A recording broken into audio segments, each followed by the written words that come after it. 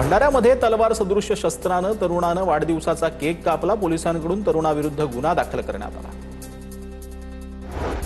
कोल्हापूरच्या शिरोळमधील कोपेश्वर मंदिर पर्यटकांसाठी खुलं। तहसीलदार हेळकर, गटविकास अधिकारी संतोष परीट यांच्या मदतीनं मंदिर खुलं करण्यात आलं। 2 दिवसांच्या प्रतीक्षेनंतर कल्याण डोंबिवलीमध्ये पावसाला सुरुवात। अचानक आलेल्या पावसामुळे नागरिकांची तारांबळ। रायगड जिल्ह्यातील माणगाव, इंदापूर, लोणारेमध्ये पावसाची दमदार हजेरी। अनेक दिवसांच्या प्रतीक्षेनंतर पावसाला सुरुवात।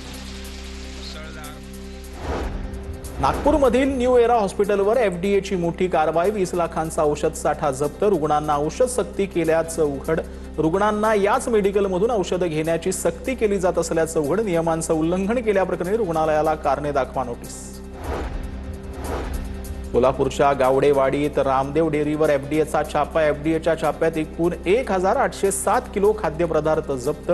163 किलो अजमेरी बर्फीसह वनस्पती तुपाचा साठा नष्ट। अन्न औषध प्रशासनाकडून भेसळयुक्त बर्फीवर कारवाई।